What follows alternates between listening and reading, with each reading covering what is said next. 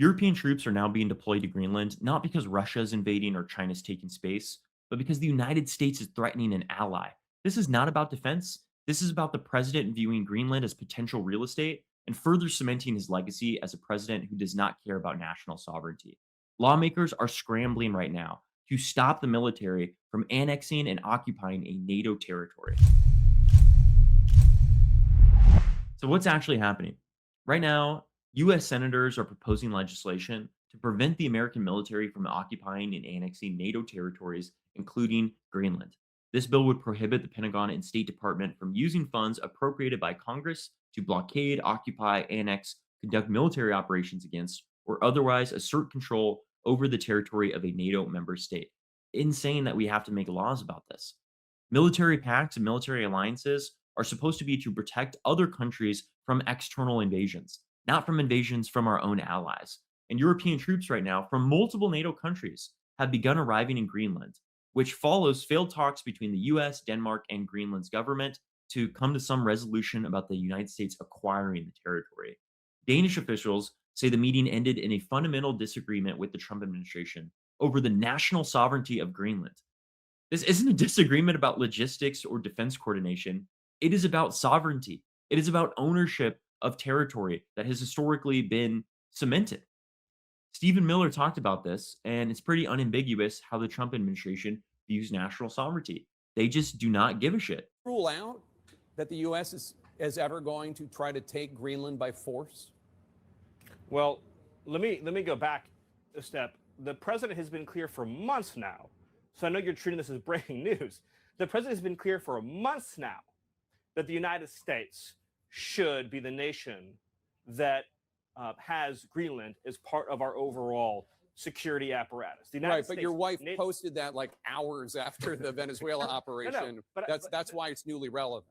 No, I'm not, and I'll talk with you about it for an hour. I think it's a really important conversation. I just wanted to reset, Jake, by making clear that it has been the formal position of the U.S. government since the beginning of this administration, frankly, going back into the previous Trump administration, that Greenland should be part of the United States. The president has been very clear about that. That is the formal position of the U.S. government. Right, but can you say that military action against Greenland is off the table? It wouldn't be military action against Greenland.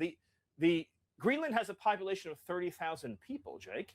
The real question is, by what right does Denmark assert control over Greenland? What is the basis of their territorial claim? What is their basis of having Greenland as a colony of Denmark? The United States is the power of NATO.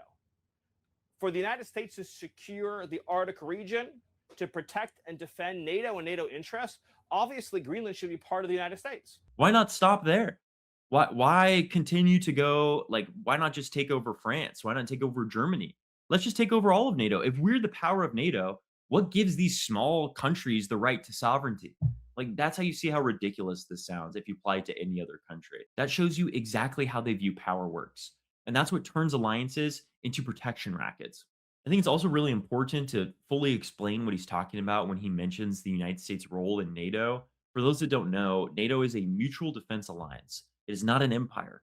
We do not have a ranking system or a hierarchy.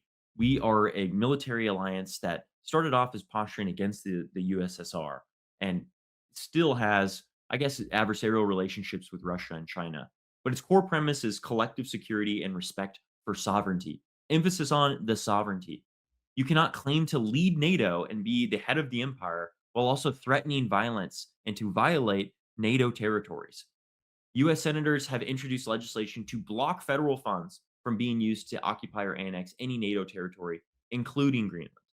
So when Congress has legislate, please don't invade our allies, Mr. President. Please don't do it. Something has gone very, very wrong. I mean, we know that only 1 in 5 Americans actually support Trump's efforts to acquire Greenland. This comes from a Reuters poll. Literally 17% of the country, a little less than 20%, says that the United States should annex Greenland. So it's not popular. We know that this is not something that is democratic. This is not something that is wanted by the American people. This is to fuel the ego of a president who wants in the history books that Greenland was acquired by President Trump during his second term. It is absolutely insane. This is the authoritarian logic 101. Greenland belongs to Greenlanders with the self-government under Denmark. The Prime Minister of Greenland has said the people would prefer to be under Denmark, as they have for decades. It's not a US territory. It is not unclaimed land. It is inside NATO.